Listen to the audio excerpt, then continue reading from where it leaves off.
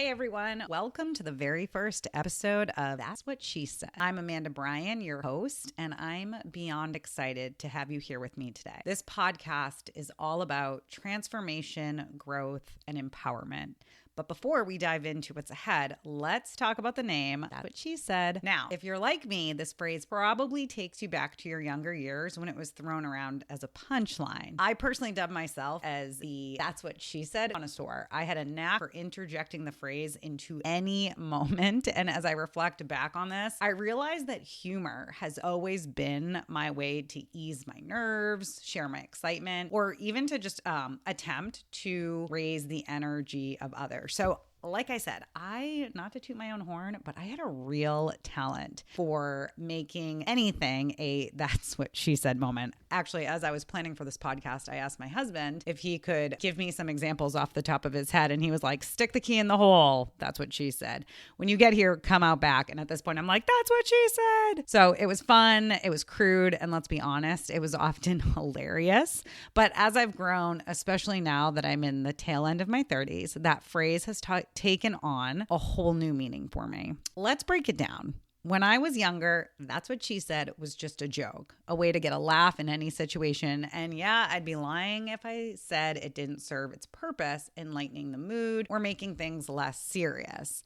My go-to for discomfort has always been jokes and laughter. But as I've gotten older, I realized that a phrase could be more than just a joke. And it became a reflection of my own evolution as a woman. It began to define spiritual maturing for me. So the she in That's What She Said stopped being just a punchline and started being a declaration, a strong and determined voice that spoke with authority. And it became about honoring my truth, my words, and my experiences. And it's no longer about a crude laugh, though I will still take that opportunity at any moment that I can. It really is about standing tall in who I am and what I've lived through. There was once a time when I, too, fell into the belief that because I was a woman, I had to play it small. I had to be small. And I struggled with never feeling like I was enough. I had this conversation with my middle schooler not too long ago she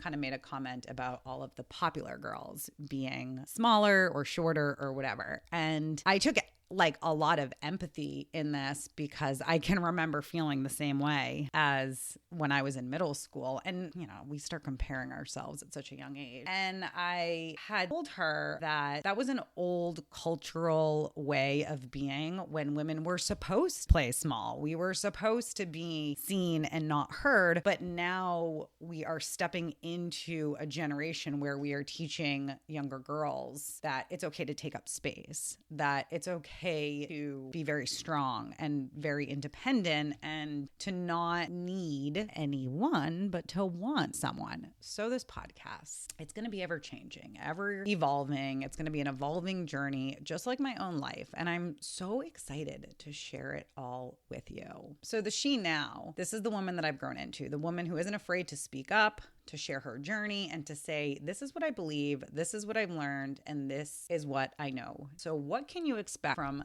That's What She Said?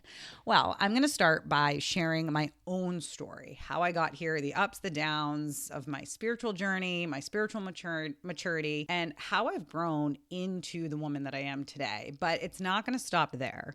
This podcast will also be a space for other voices of people I've had the honor to walk alongside on their healing journey. So you'll hear from clients who have transformed their lives, friends who have supported me and grown with me, and even family members who have been part of this journey. I guess where I should kind of start in the middle, and that is that I had a yoga studio pre-pandemic, and it was something that I had wanted to obtain since I stepped into my very first yoga class at 16 years old. I knew right then and there that someday someday I wanted to open a yoga studio and offer a space, healing. And that also evolved. And not just from practicing the physical postures and asanas, but to incorporate yoga philosophy, the way to truly live yoga every moment of every day as a lifestyle. And my space was up and running, and life couldn't have felt more complete and satisfying until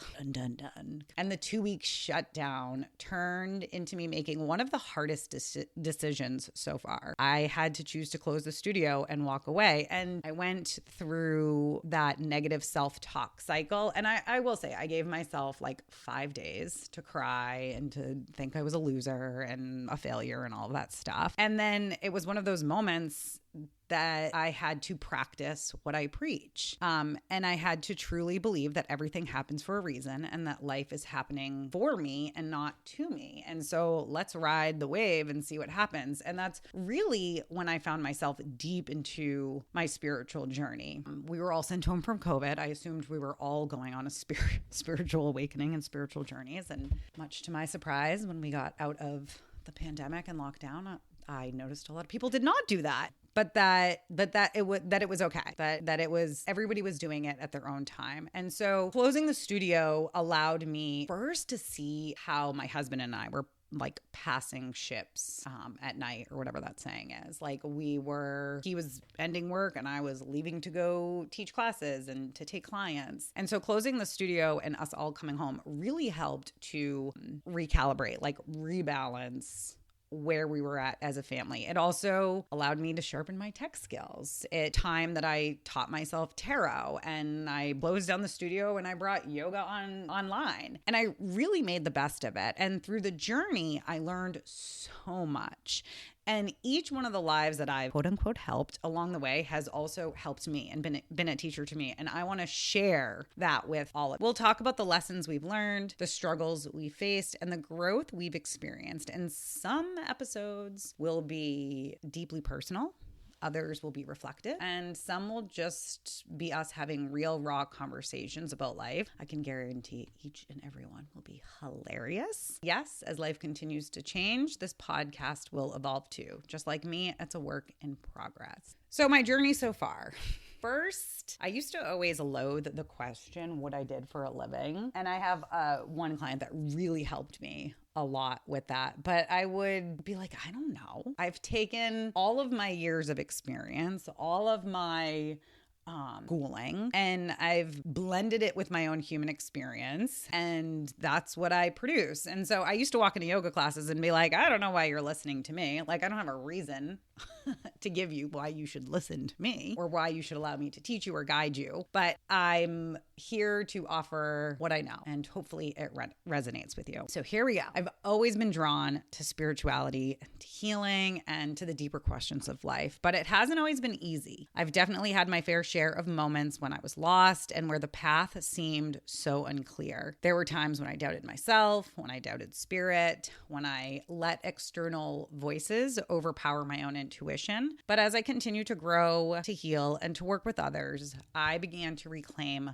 my power. As far back as I can remember, I've always had a sensitivity to the energy around me. I had a very active imagination. And what I now realize in retrospect is that I was actually channeling energy and spirits and angels. And one of my earliest memories is when I was about 4 years old and I started to see a man in blue jeans and a light blue t-shirt. And he had this kind of sandy colored hair. And I'd see him everywhere. I would see him on the side of the highway heading home from my grandparents' house. I once saw him standing outside of my bedroom window, and I never felt afraid. I'm not even sure I ever even told anyone when I would see him. I just would see his presence and I didn't really think anything of it. I guess the only energy I can put to it now, or a word if I was to put to it now, is curiosity. So later on as a teenager, my mom had showed me a picture of her boyfriend Timmy that had been killed in a car accident, obviously prior to my birth and my parents getting together. And I instantly got this feeling, or this knowing,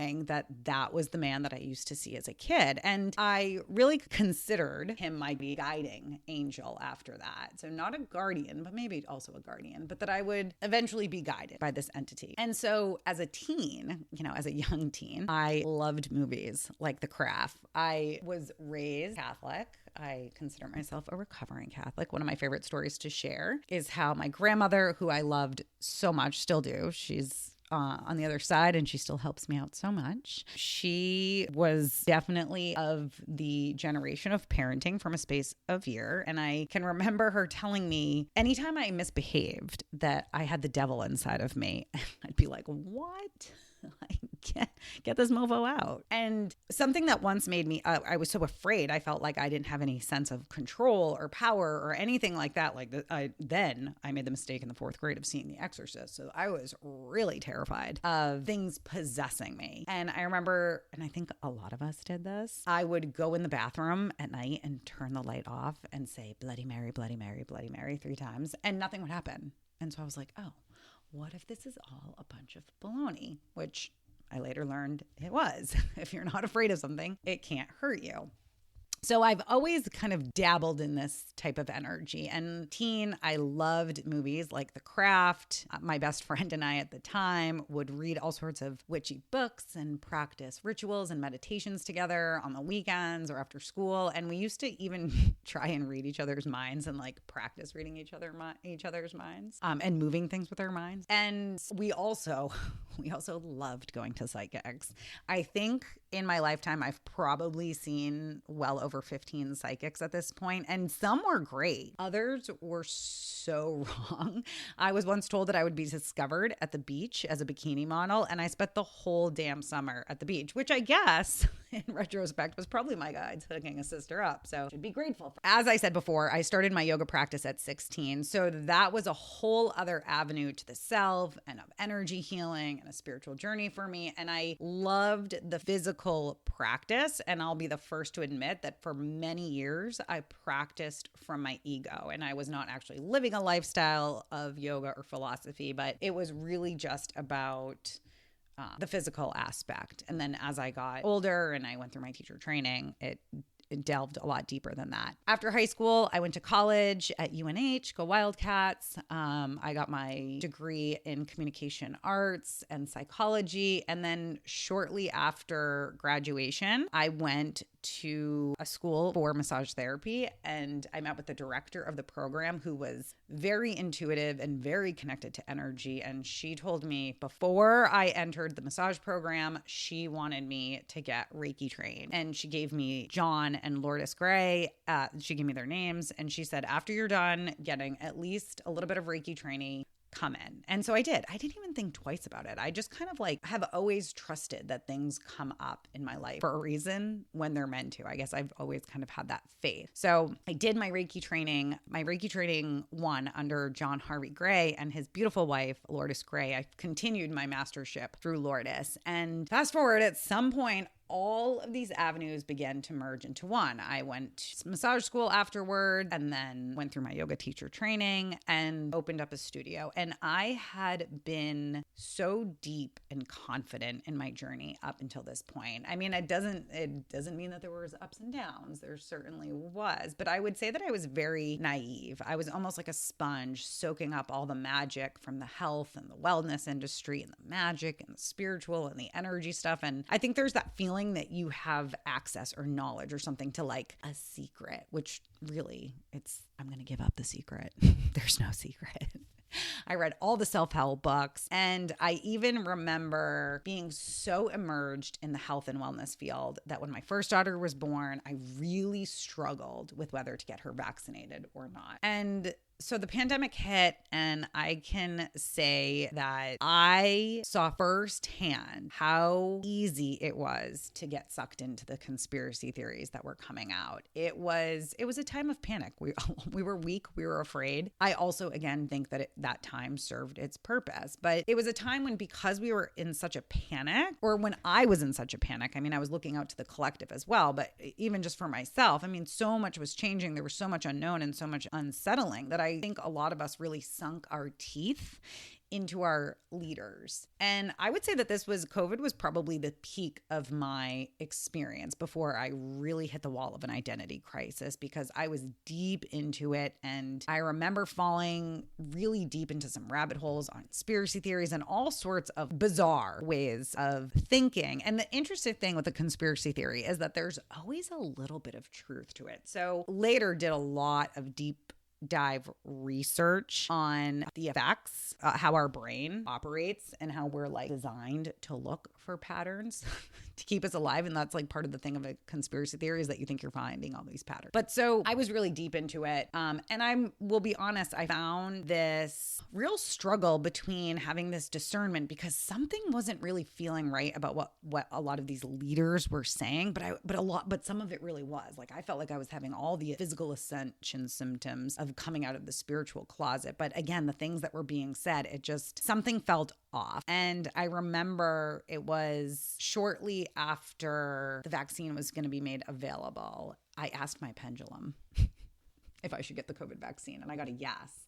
And that is when things really started to unravel for me. So before I could do too much damage in my getting lost into some of the health and wellness conspiracy theories, I found the podcast Conspirituality. And if you have not checked those guys out, they're wonderful. I will say it's definitely something that makes me uncomfortable to listen to, especially in the field as an energy worker, because they really pick apart and are very critical of the type of work that we do. But there's so much truth. And I'm a firm believer that we should listen to the things that resonate with us and the things that do make us uncomfortable. And then from that space, we find some discernment. So I'm so grateful for the work that those guys have done over at Conspirituality.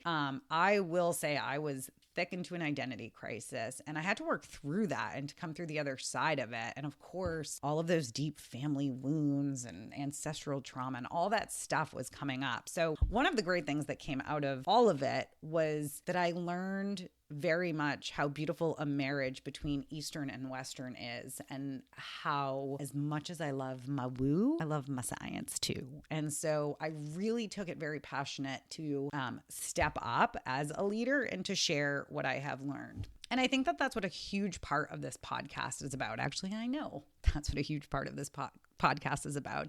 It's reclaiming your voice, your truth, and your journey. I've seen it happen time and time again with my clients, and I've experienced it firsthand. We all have this incredible inner strength, this voice that sometimes gets drowned out by the noise of life, but it's there. And when we learn to listen to it and to trust it, amazing things can happen. So who are you going to hear from in this podcast? Over the course of this podcast, you're going to hear from some incredible people who have walked their own paths and found their own truths. You'll hear stories of transformation, of healing, and of coming into one's power. You're going to hear the good, the bad, the ugly, and everything in between. And as I've gone through my journey, I know how important it is to hold on to the student mindset. You always want to be a student, even if you've been teaching for 20 plus years. And I can honestly say that every single person that I have worked with, I have been a student to of as well. So whether it was energy healing, massage, tarot, life coaching, birth chart readings, from each and every one of those experiences,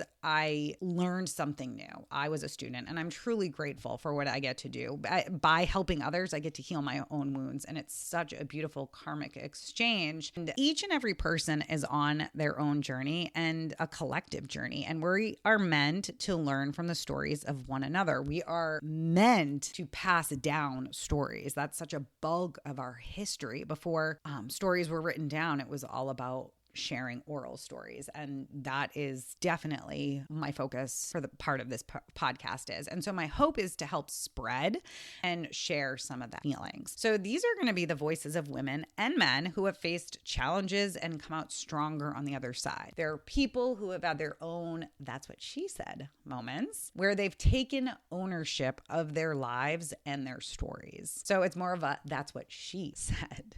So some episodes might be light and fun. Others might be a little bit more serious and reflective, but all of them are going to be real. My hope is that you listen and you'll find bits and pieces that resonate with you, that inspire you to take your own steps towards your healing and growth. And I can promise it will all be hilarious. So here we are at the beginning of this journey together. And I am so excited for what's to come, for the stories that we'll share and for the connections that we'll build. And this is just the beginning. I cannot wait to see where this takes us. So through our stories, we're going to help to carry one another. We're going to offer support and caring, and we're going to brighten up the corners, the spaces that we reside in the world. So thank you so much for joining me on my first episode of That's What She Said. And if this resonates with you, if you're ready to explore your own journey, then stick around because there's so much more. Don't forget to subscribe, leave a review, and share this podcast with anyone who might need to hear it. You can also find me on Instagram, Facebook, and YouTube. Links will be in the show notes. Until next time, remember, your voice matters, your story matters, and you have the power to make your life exactly what you want it to be. And that is what she said. Sounds right.